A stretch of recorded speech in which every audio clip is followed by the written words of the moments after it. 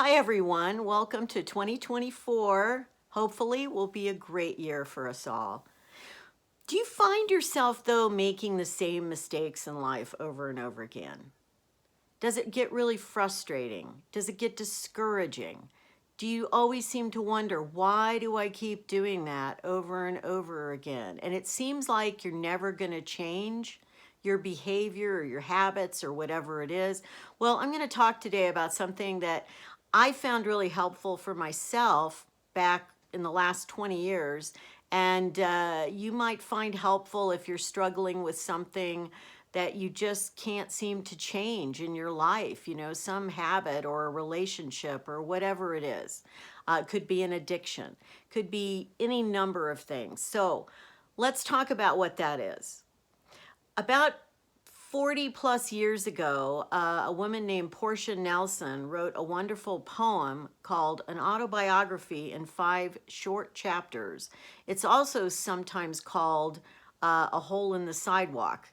And I'm going to paraphrase it for you. I'm not going to read it verbatim. I'll put a little note in the description box below that you can read it exactly as it's written. But I used to use this when I was a bereavement therapist for people going through grief too, who kept just having the same problem over and over again in their grieving process or their healing process.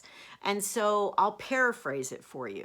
So chapter 1 in the autobiography in 5 short chapters goes something like this. I walk down the street. There is a deep hole in the sidewalk. I don't see it, so I fall in. I don't know where I am. I don't know how I got there. I know it's not my fault, and I struggle to get out. Okay? So that's the first chapter. The second chapter goes something like this.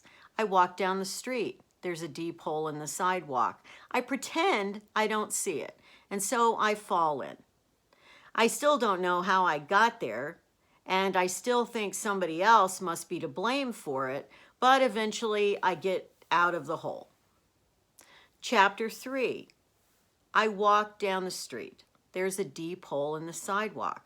I see it. I've been here before, but I still fall in.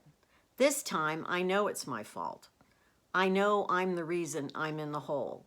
And so I work and struggle to get out, and I get out easier than I have the times before. Chapter 4, I walk down the street. There's a deep hole in the sidewalk. I walk around it. And chapter 5, I walk down another street. So this is a great metaphor for healing, for transformation, for changing a habit or behavior that we have in life. It really is.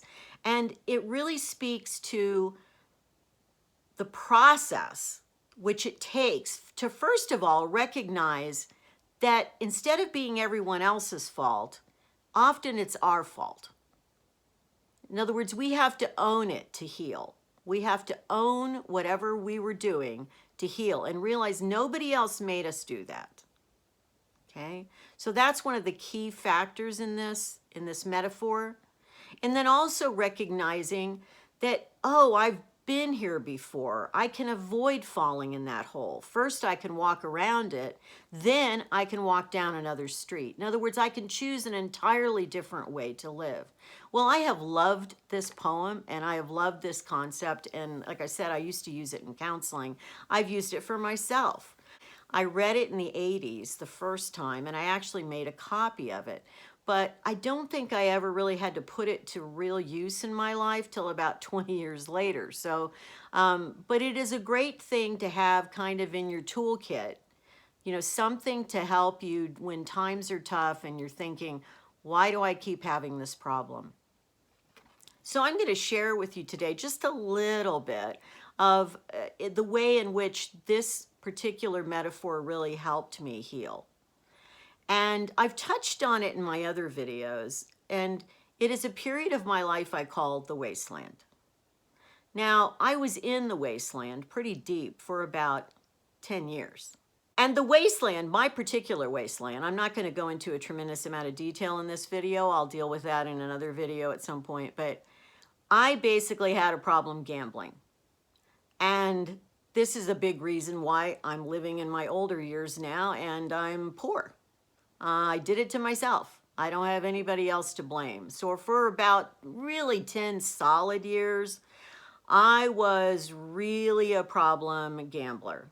And I never bet huge. I didn't have huge amounts of money to bet, obviously, but I basically gambled away all of my extra money and then some. I guess that's the best way to say it. I always had a roof over my head. I always had, gas in my car or whatever. I never got to the point that I was completely had bottomed out in my life. But this metaphor in this particular poem and other tools as well really helped me turn my thought process around. In other words, to me, gambling was the hole in the street. Okay, there's a deep hole in the sidewalk. That was basically my, nemesis. And first I had to recognize what it was, and then I had to recognize that I was the problem, and then I had to choose another path. And it took a while.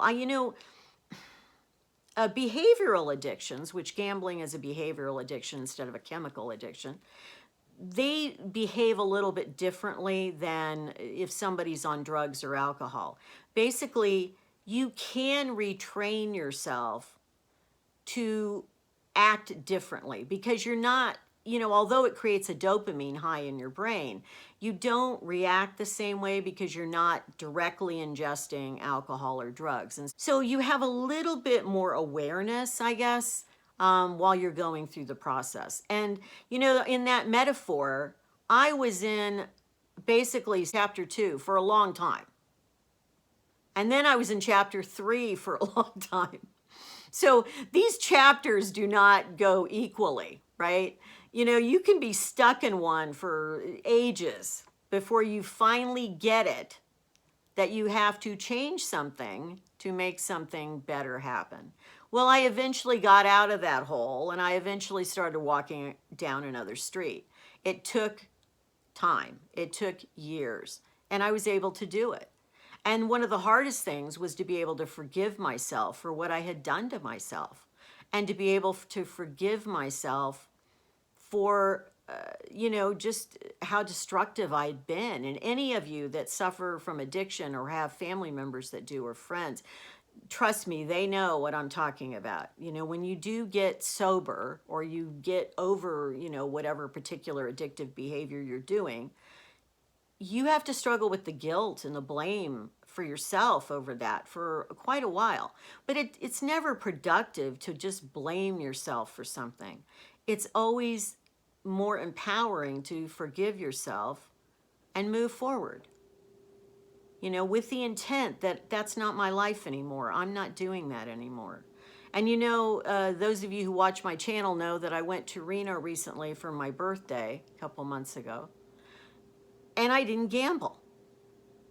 And that's how much progress I've made, that I can be very conscious about it and say, you know what? Don't need to do that anymore. That's not part of my life. And so I'm grateful I got to that point, very grateful. And I continue to be grateful about it. But I know that it was a lot of hard work on my part, a lot of hard work. So hopefully you're not dealing with something as destructive or damaging as that. But even if you are, it does work for that. If you just, basically memorize what the poem is saying to you in those 5 chapters, you can work towards chapter 5. You can get there. I knew I could get there. I knew that I could walk down a different street. And I have. And that's the way I live my life. And that's the way I've lived my life for several years. So the point is, whatever the problem you're facing in the sense of a behavior, an addiction, just bad habits in general, this will work. And if it's not something so severe, it can work very quickly. Just keep repeating to yourself, I am the one that got myself here. But one thing I've learned as a therapist is that the majority of people that go into therapy, they start out at least blaming other people for what's going on in their life. It's so easy to blame others, when in actuality, you're the one that fell in the hole. You're the one that fell in the hole, you know, and the sooner you face that, the sooner you not only will get out of the hole, but start walking around the hole, and then eventually start walking down another street. So I hope this has been helpful for you today. I hope the new year is off to a good start for you. Please, if you've gotten something out of this video, please drop a like below and comment below if you're aware of this poem or it's helped you in some way in your life before. I'd love to hear your stories about it. And until next time, be well, be kind, keep moving forward, take care, bye.